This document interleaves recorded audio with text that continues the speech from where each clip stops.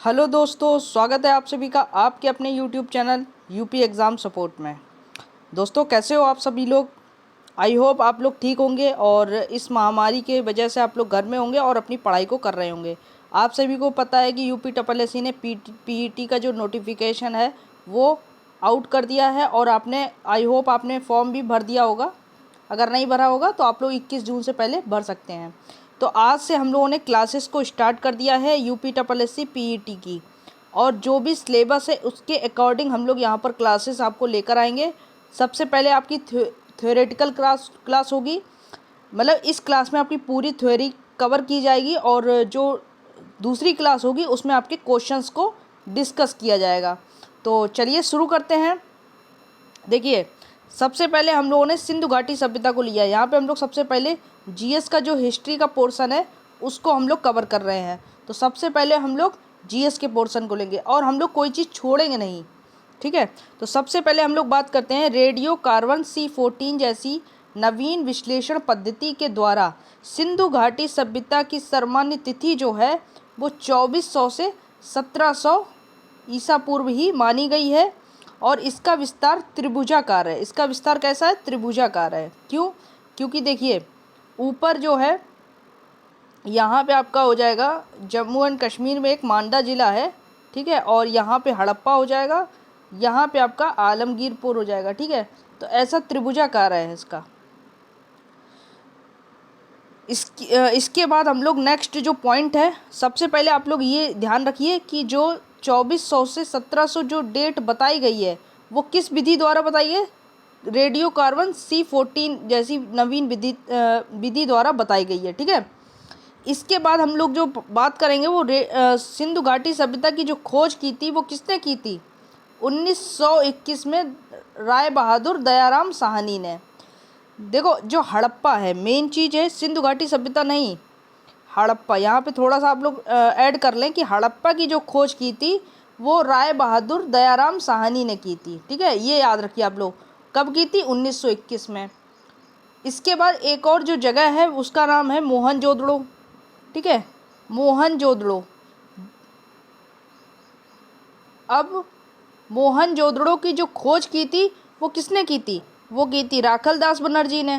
किसने की थी? राखलदास बनर्जी ने। अब ये कभी कभी क्वेश्चन पूछ लेता है कि राय बहादुर दयाराम साहनी और राखलदास जो बनर्जी हैं वो किसके नेतृत्व में गए थे, मतलब किसके नेतृत्व के खोज करने गए थे? तो रॉबर्ट ब्रूस फुट के नेतृत्व में गए थे। किसके नेतृत्व में गए थे? रॉबर्ट ब्रूस फुट के, ठीक है। चलिए नेक्स्ट हम लोग देख लेते हैं। नेक्स्ट पॉइंट देखेंगे यहाँ पर, सिंधु सभ्यता को आद्य ऐतिहासिक कहा जाता है। क्या कहा जाता है सिंधु सभ्यता को? आद्य ऐतिहासिक, यानी कांस्य युग में रखा जाता है। इस सभ्यता के मुख्य निवासी द्रविड़ एवं भूमध्य सागरी। देखिए, ये अभी कुछ क्लियर नहीं है, तो ये जो यहाँ पे अगर बता दें तो कोई लोग कहता है कि आर्य है, कुछ लोग कहते हैं कि द्रविड़ हैं, कुछ लोग कहते हैं भूमध्य सागरी है। तो ये हम लोग नहीं कह सकते कि कौन से ये लोग हैं, ठीक है। तो ये आप लोग याद ना रखें, कोई दिक्कत नहीं, ये पूछा भी नहीं जाएगा। इसके बाद जो नेक्स्ट पॉइंट है, सर जॉन मार्शल भारतीय पुरातत्व सर्वेक्षण विभाग के तत्कालीन निदेशक ने 1924 में सिंधु घाटी सभ्यता नामक एक उन्नत नगरीय सभ्यता पाए जाने की विधिवत घोषणा की। जो राखलदास बनर्जी और दयाराम साहनी थे वो जॉन मार्शल के नेतृत्व में गए थे, ठीक है। याद रखना, वो चीज़ हमने थोड़ा सा डिस्टर्ब कर दी। किसके नेतृत्व में गए थे? जॉन मार्शल के नेतृत्व में गए थे, ठीक है। और इसके बाद सिंधु सभ्यता, यहाँ पे देखिए जो हम बताते जाए वही आप लोग टिक करिए, ठीक है। सिंधु सभ्यता, ये आप लोग देखेंगे, सिंधु सभ्यता के सर्वाधिक पश्चिमी पुरास्थल दाश्क नदी के किनारे स्थित सुतकांगेडोर बलूचिस्तान, पूर्वी पुरास्थल हिंडन नदी के किनारे आलमगीरपुर जो कि मेरठ में है, उत्तरी पुरास्थल चिनाब नदी के तट पर अखनूर के निकट मादा, ठीक है, जम्मू कश्मीर में, व दक्षिण पुरास्थल गोदावरी के निकट दैमाबाद, ठीक है, जिला अहमदनगर, महाराष्ट्र। तो देखिए, अगर आप लोगों से ये पूछे, 1 मिनट देखिए, यहाँ पर क्या हो जाएगा, यहाँ पे हो जाएगा सुतकांगे डोर।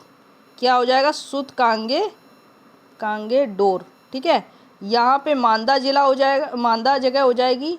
यहाँ पे आलमगीरपुर हो जाएगा, आलमगीरपुर, और नीचे दैमाबाद हो जाएगा। क्या हो जाएगा, दैमाबाद। ठीक है, ये आप लोग याद रखिए, यहाँ से क्वेश्चन पूछ लेता है कि सबसे दक्षिण स्थान कौन सा है सिंधु घाटी का, सबसे पूर्वी कौन सा है, सबसे पश्चिमी कौन सा है, सबसे उत्तरी कौन सा है। तो ऐसे क्वेश्चन यहाँ पर पूछ लेता है, इसलिए आप लोग ये चीज़ ध्यान रखिए। सिंधु घाटी सभ्यता या सैंधव सभ्यता नगरीय सभ्यता थी, सभी को पता है। सैंधव सभ्यता से प्राप्त परिपक्व अवस्था वाले स्थलों में 6 जो हैं, 6 बड़े नगरों की संज्ञा दी गई है। कितने, 6 नगर। कौन कौन से, मोहनजोदड़ो है, हड़प्पा है, गढ़वारीवाला है, धौलावीरा है, राखीगढ़ी है, कालीबंगन है। ठीक है, अब जैसे अगर एक क्वेश्चन पूछ लेता है कभी कभी कि भारत में सबसे बृहत जो पूरा स्थल है, जो सबसे ज़्यादा मतलब खोदा गया है, तो वो कौन सा है, वो राखीगढ़ी है। ठीक है, वो क्या है, राखीगढ़ी है। ये आप लोग याद रखिए, क्वेश्चन भी हम लोग करा देंगे इसके। ठीक है, जल्दी से। इसके बाद हम लोग नेक्स्ट पॉइंट को देखते हैं। स्वतंत्रता प्राप्ति पश्चात हड़प्पा संस्कृति के सर्वाधिक स्थल कहाँ पे खोजे गए थे, गुजरात में खोजे गए थे। कहाँ पे, गुजरात में। लोथल हो गया, धौलावीरा हो गया, ये मेन जो नगर है। ठीक है, इसके बाद एक नोट कर लेना आप लोग, सिंधु घाटी सभ्यता का सबसे बड़ा स्थल मोहनजोदड़ो है, जबकि भारत में इसका सबसे बड़ा स्थल राखीगढ़ी। अभी हमने बताया था आपको। अगर हम लोग सिंधु घाटी सभ्यता की बात करें, ठीक है, तो कौन सा है, मोहनजोदड़ो है। और अगर भारत में बात करें तो कौन सा, राखीगढ़ी, अभी बताया था। और किस नदी पर है, तो घगर नदी पर है। ये आप लोग अच्छे से याद रखिए, नदियाँ बहुत पूछी जाती कि कौन सा स्थल किस नदी पर बसा है। ठीक है, जो हरियाणा के हिसार जिले में स्थित है। इसकी खोज 1963 में सूरजभान ने की थी। किसने की थी, सूरजभान ने। चलिए नेक्स्ट देखते हैं हम लोग, लोथल एवं सुतकांगे डोर सिंधु सभ्यता के बंदरगाह थे। अगर बात कर ले कि सिंधु सभ्यता के बंदरगाह कौन कौन से स्थल थे, तो लोथल थे और सुतकोतदा थे। कौन से थे, लोथल था और सुतकोतदा। ठीक है, इसके बाद अगर हम लोग बात करें, जुते हुए खेत और नक्काशीदार ईंटों के प्रयोग का साक्ष्य कहाँ मिला है, तो कालीबंगा में मिला है। कालीबंगा में काली रंग की चूड़ियाँ भी मिली हैं। ठीक है, तो क्या क्या मिला, जुते हुए खेत मिले हैं, नक्काशीदार ईंटों की जो ईंटें थी उनका प्रयोग हुआ है यहाँ पर। ठीक है, और यहाँ पर क्या मिला है, एक काले रंग की चूड़ियाँ मिली है। इसका नाम इसलिए क्या रख दिया गया, कालीबंगन। चलिए नेक्स्ट है, मोहनजोदड़ो से प्राप्त स्नानागार संभवतः सैंधव सभ्यता की सबसे बड़ी इमारत है।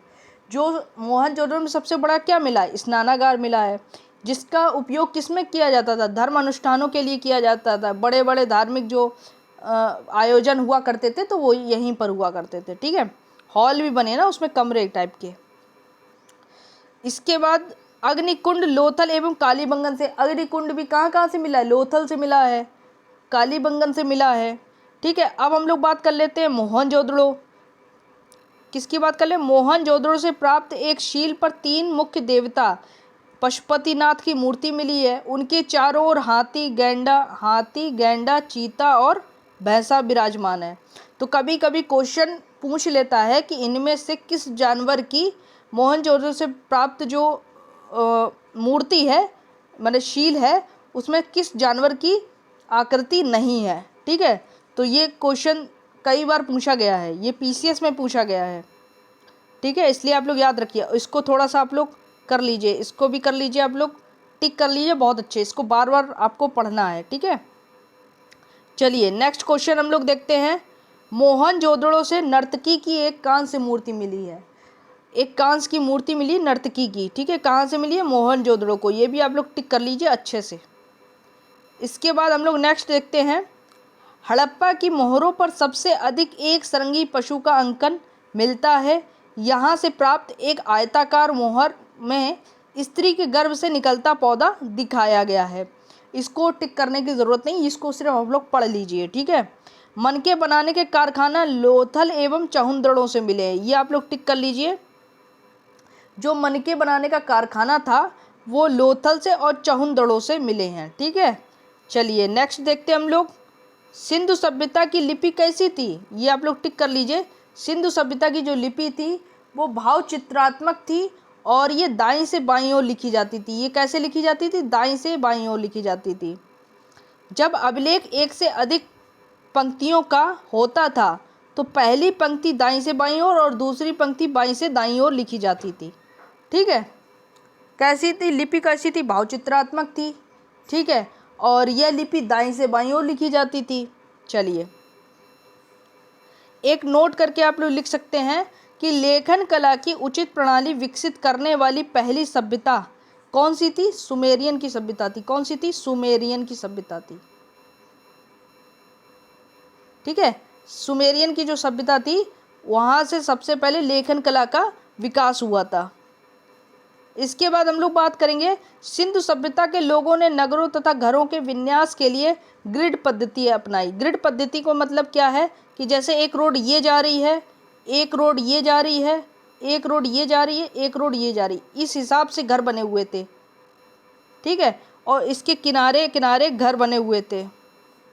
ये होती ग्रिड पद्धति, जो कि समकोण, एक जो सड़कें होती हैं वो एक दूसरे को समकोण पर काटती हैं। समकोण पर मतलब ये ऐसे करके।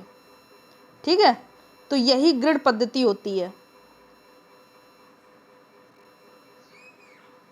ठीक है, और यहाँ से जैसे नालियाँ बनी हुई थी रोड पे ही, यहाँ किनारे किनारे, जो आप लोग आजकल देखते होंगे कि किनारे किनारे नालियाँ भी बनी होती थी। ठीक है, तो ये ग्रिड पद्धति है। अब नेक्स्ट है घरों के दरवाजे और खिड़कियां सड़क की ओर ना खुलकर पिछवाड़े की ओर, मतलब कि पीछे की ओर खुलते थे। घरों के दरवाजे और खिड़की जो है वो आगे की ओर ना खुलकर पीछे की ओर खुलते थे। केवल लोथल नगर के घरों के दरवाजे मुख्य सड़क पर खुलते थे। जो लोथल के जो घर हुआ करते थे, लोथल स्थल है वहाँ पे जो घर हुआ करते थे वो मुख्य सड़क पर खुलते थे। और सबसे बड़ी बात लोथल की एक और है, लोथल में जल निकास प्रणाली सबसे उत्तम किस्म की थी। जल निकास प्रणाली सबसे उत्तम किस्म की थी। कहाँ पर? लोथल में। और यहाँ से गोदीबाड़ा भी, ये क्वेश्चन बहुत पूछा जाता है, गोदीबाड़ा का लोथल से। ठीक है, इसके बाद हाँ, सिंधु सभ्यता एक मिनट, हाँ, सिंधु सभ्यता में मुख्य फसल कौन कौन सी थी? गेहूं थी और जौ थी। कौन सी थी? गेहूं और जौ थी। सैंदबवासी मिठास के लिए शहद का प्रयोग करते थे। सैंदबवासी मिठास के लिए किसका प्रयोग करते थे? शहद का। इसके बाद मिट्टी से बने हल का साक्ष्य वनमाली से मिला है। मिट्टी से बने हल का जो साक्ष्य है वो कहाँ से मिला है? वनमाली से। रंगपुर एवं लोथल से चावल के दाने मिले हैं जिनसे धान की खेती होने का प्रमाण मिलता है। चावल के प्रथम साक्ष्य लोथल से मिले हैं। चावल के जो प्रथम साक्ष्य हैं वो लोथल से मिले हैं। इसके बाद सुरकोतदा कालीबंगन एवं लोथल में सैंदव कालीन घोड़े के अस्थि पंजर मिले हैं। सिर्फ कहाँ से मिले हैं? सुरकोतदा से और कालीबंगन से। तौल की इकाई संभवतः 16 के अनुपात में हुआ करती थी। ये पॉइंट जो हैं वो बहुत ही इम्पोर्टेंट है, यहाँ से क्वेश्चन बनने के पूरी संभावना है। सैंदव सभ्यता के लोग यातायात के लिए 2 पहियों एवं 4 पहियों वाली बैलगाड़ी या भैंसा गाड़ी का उपयोग करते थे। ठीक है, एक यहाँ पर आप लोग इम्पोर्टेंट लगा लीजिए, स्टार बना के आप लोग पॉइंट लिख लीजिए। मेसोपोटामिया के अभिलेखों में वर्णित मेलुहा शब्द का अभिप्राय क्या था? सिंधु सभ्यता से था। मेलुहा शब्द का जो अभिप्राय था वो किससे था? मेलुहा सिंधु घाटी सभ्यता से था। और कौन से लोग कहते हैं अभिलेखों में? मेसोपोटामिया के अभिलेखों से। ठीक है, ये इंपॉर्टेंट है, अच्छे से आप लोग लिख लीजिए। संभवतः हड़प्पा संस्कृति का शासन वणिक वर्ग के हाथों में था। हड़प्पा संस्कृति का जो शासन था वो किसके हाथों में था? वणिक वर्गों के हाथों में था। और एक ये क्वेश्चन बहुत इंपॉर्टेंट बन जाता है, पिंगट ने हड़प्पा एवं मोहनजोदड़ो को एक विस्तृत साम्राज्य की जुड़वा राजधानी कहा है। पिंगट ने मोहनजोदड़ो और हड़प्पा को एक विस्तृत साम्राज्य की एक जुड़वा राजधानी कहा है। ठीक है। सिंधु सभ्यता के लोग धरती को उर्वरता की देवी मानकर उसकी पूजा करते थे। वृक्ष पूजा एवं शिव पूजा के प्रचलन के साक्ष्य भी सिंधु सभ्यता से मिलते हैं। ठीक है। स्वास्थ्य चिन्ह संभवतः हड़प्पा सभ्यता की देन है। इस चिन्ह से सूर्योपासना का अनुमान लगाया जाता है। सिंधु घाटी के नगरों में किसी भी मंदिर के अवशेष नहीं मिले हैं। सिंधु सभ्यता में मातृ देवी की उपासना सर्वाधिक प्रचलित थी। सिंधु सभ्यता में मातृ देवी की उपासना सर्वाधिक प्रचलित थी। पशुओं में कुबड़ वाला सांड, एक मिनट, पशुओं में कुबड़ वाला सांड इस सभ्यता के लोगों के लिए विशेष पूजनीय था। ठीक है। पूछ लेता है कि कौन सा पशु सबसे पूजनीय था, तो कुबड़ वाला सांड। स्त्री मृण मूर्तियाँ यानी मिट्टी की मूर्तियाँ अधिक मिलने से ऐसा अनुमान लगाया जाता है कि सैंधव समाज क्या था, मात्र सत्तात्मक था। सैंधव समाज कैसा था, मात्र सत्तात्मक था। अब जो इम्पोर्टेंट चीज़ है वो ये है, देखिए आप लोग इस चीज़ को काफ़ी अच्छे से आप लोग पढ़ लीजिए, बहुत ही बार बार पढ़िए इस चीज़ को। ठीक है। हम सिर्फ आपको क्या बताएंगे, सिर्फ आपको हम प्रमुख स्थल, नदी और किसने उसकी खोज की थी। हड़प्पा जो था वो रावी नदी के किनारे था। दयाराम साहनी ने इसकी खोज की थी। जो सबसे पहले खोज हुई थी वही पढ़ना। ठीक है। बाकी आप लोग ना मत पढ़िए, ये कोई दिक्कत नहीं है। जो सबसे पहले खोज इसने की थी। इसके बाद मोहनजोदड़ो सिंधु नदी, राखलदास बनर्जी ने। चौंदड़ो सिंधु नदी, मैके ने, और एनजी मंजूमदार। देखो अब यहाँ पे भारतीय नाम आ गया, एनजी मंजूमदार, ये पढ़ सकते हो। चौंदड़ो सिंधु नदी पर एनजी मंजूमदार या मैके ने। कालीबंगन घगर नदी पर अमलानंद घोष, किसने की थी, अमलानंद घोष ने। कोट दीजी सिंधु नदी पर फजल अहमद, कौन थे, फजल अहमद, कौन थे, फजल अहमद। ठीक है। उसके बाद रंगपुर मादर नदी पर रंगनाथ राव, रंगपुर रंगनाथ राव, ऐसे आप लोग याद कर सकते हैं, रंगपुर रंगनाथ राव और मादर नदी पर। ठीक है। रोपड़ के बारे में बात करते हैं। रोपड़ जो था सतलज नदी पर था, यज्ञदत्त शर्मा, कौन थे, यज्ञदत्त शर्मा। और देखिए रंगनाथ राव ने लोथल की भी खोज की थी। लोथल भोगवा नदी पर रंगनाथ राव। ठीक है। यज्ञदत्त शर्मा ने एक और की थी, आलमगीरपुर हिंडन नदी पर यज्ञदत्त शर्मा। इसके बाद सुतकांगे डोर दाश्क नदी पर, जो कि आरएल स्टाइन ने की थी, आरएल स्टाइन ने। वनमाली रंगोई नदी पर, और रविंद्र सिंह बिष्ट, इसके कौन थे, रविंद्र सिंह बिष्ट। धौलावीरा लूनी नदी पर, धौलावीरा लूनी नदी पर जेपी जोशी। और इसके बाद आ जाता है अपना सोतकाहा शादी कौर नदी पर, सोतकाहा शादी कौर जार्ड डेल्स। ठीक है। तो ये थोड़े नाम हैं, आप लोग इनको रट लीजिए। ठीक, अच्छे से रट लीजिए आप इनको, बहुत क्वेश्चन यहाँ से पूछे जाएंगे। चलिए, और कल आपको हम लोग इसके MCQs करा देंगे और आपका ये जो चैप्टर है वो समाप्त हो जाएगा। यानी आपके 2 दिन में एक चैप्टर आपका कंप्लीट हो जाएगा MCQ सहित आपको। ठीक है। चलिए, सैंधववासी सूती एवं ऊनी वस्त्रों का प्रयोग करते थे। जो सैंधववासी थे वो ऊनी वस्त्रों का और सूती वस्त्रों का प्रयोग करते थे। इसके बाद मनोरंजन के लिए सैंधववासी मछली पकड़कर शिकार कर पशु पक्षियों को आपस में लड़ाना, चौपड़ पासा खेलना आदि साधनों का प्रयोग करते थे। ठीक है। सिंधु सभ्यता के लोग काले रंग से डिज़ाइन किए हुए लाल मिट्टी के बर्तन, जो काले रंग के डिज़ाइन किए हुए लाल मिट्टी के बर्तन का प्रयोग करते थे। सिंधु घाटी के लोग तलवार से परिचित नहीं थे। ठीक है। इसके बाद कालीबंगन एकमात्र हड़प्पा कालीन स्थल है, ये आप लोग नोट कर लीजिए, इम्पोर्टेंट है। कालीबंगन एकमात्र हड़प्पा कालीन स्थल है जिसका निचला शहर सामान्य लोगों के रहने हेतु भी किले से घिरा हुआ था। कालीबंगन का अर्थ है काली चूड़ियाँ। देखिए हमने बताया था अभी, यहाँ से पूर्व हड़प्पा स्तरों के खेत जोते जाने के और अग्नि पूजा की प्रथा के प्रमाण मिले हैं। ठीक है, तो इसका जो इसमें हड़प्पा कालीन स्थल जिसका निचला शहर सामान्य लोगों के लिए किले से घिरा हुआ था। ठीक है, चलिए इसके बाद नेक्स्ट है पर्दा प्रथा एवं वेश्यावृत्ति सैंदव सभ्यता में प्रचलित थी। ठीक है, शवों को जलाने गाड़ने दोनों प्रथाएं प्रचलित थीं।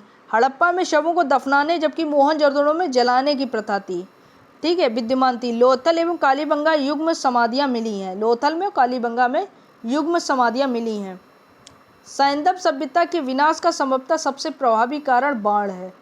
आग में पकी हुई मिट्टी को टेराकोटा कहा जाता है। आग में पकी मिट्टी को क्या कहा जाता है? टेराकोटा। जो ये वाला पॉइंट है यहाँ पे, ये वाला, इसकी सैंदव सभ्यता का जो विनाश का कारण है वो बाण बताया जाता है। लेकिन आर्य लोगों का आक्रमण भी बताया जाता है कि आर्य लोगों ने आक्रमण किया था। यहाँ पे ये भी प्रमाण मिल जाते हैं कभी कभी। ठीक है, तो आई होप आपको ये वीडियो बहुत ही अच्छी लगी होगी। आप लोग इस वीडियो को लाइक कर दें, शेयर कर दें और चैनल को सब्सक्राइब कर दें। आगे आप लोगों को और भी ऐसी वीडियो मिलेंगी। और अब हम लोग टॉप 30 MCQs करेंगे जो कि आपके यूपी PCS जो भी एग्ज़ाम आए हुए हैं उनसे रिलेटेड जितने भी MCQs होंगे वो सब आपको यहाँ पर प्रोवाइड किए जाएंगे। तो आप लोग इस चैनल को ज़रूर से ज़रूर सब्सक्राइब कर लीजिए। धन्यवाद। जय हिंद, जय भारत, टेक केयर।